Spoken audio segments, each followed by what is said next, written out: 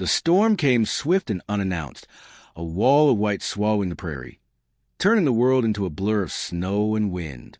He urged his horse forward, each step against the gale an effort of muscle and will. Frost clung to the brim of his hat, icing the edges of his coat, the cold biting through leather and wool alike. Even in the silence between gusts, the prairie seemed restless, whispering of hidden dangers and loneliness etched deep into the bones of the land. The barn loomed ahead, its silhouette fractured by wind and shadow. The door groaned as he pushed it open, snow tumbling in with a hiss. Inside, the air was warmer but carried the scent of straw and animals, tinged with the iron-tinged chill of winter. Lantern light trembled on the beams, casting long, flickering shadows. He saw her before she could move, curled among the hay bales, small and fragile, eyes wide and glistening with fear.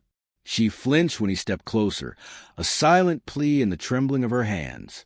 The mud on her boots spoke of a desperate flight, the frost on her lashes of hours spent exposed to the storm. He reached out carefully, letting his voice cut through the roar outside. "You're safe here," he said, rough and steady. She hesitated, then allowed herself to sink slightly into the warmth he offered, as though testing whether the world could still be trusted. The wind battered the barn, rattling boards and rattling their nerves. A branch struck the roof with a crash that sent a shower of splinters and snow around them. He shielded her with his body, eyes scanning the dark outside. Every creak, every groan of timber, every whisper of wind made him tense, but no figure appeared. The storm alone carried its threats, relentless and indifferent. He draped his coat over her shoulders, the thick fabric a small bastion against the cold. She leaned into it, letting the weight of warmth press against her.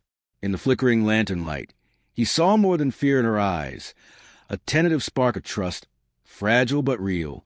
He tightened his hold slightly, a wordless promise that here, in this battered barn amid the storm, she would not face the night alone.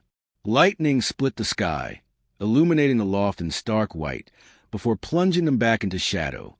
Outside, the storm seemed endless, but inside, the barn was a fragile sanctuary. They moved closer to the hearth, the fire's glow warming their cheeks, the heat a balm against frostbitten fingers.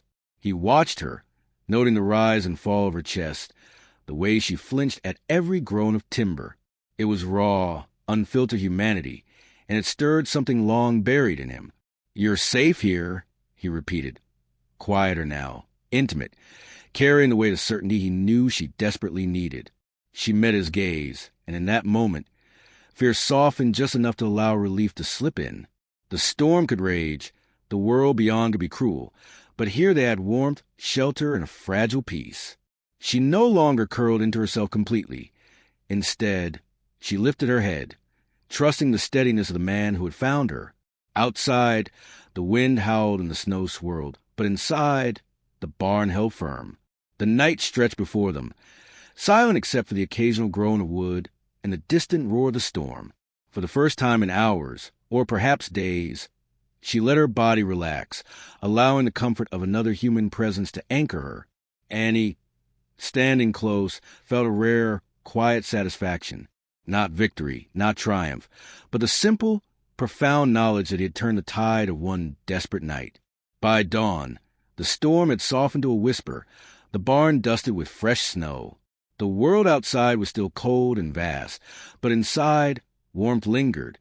She sat by the fire, eyes bright with something like hope, and he knew that the night's terror had not broken them. It bound them, however tenuously, in shared survival.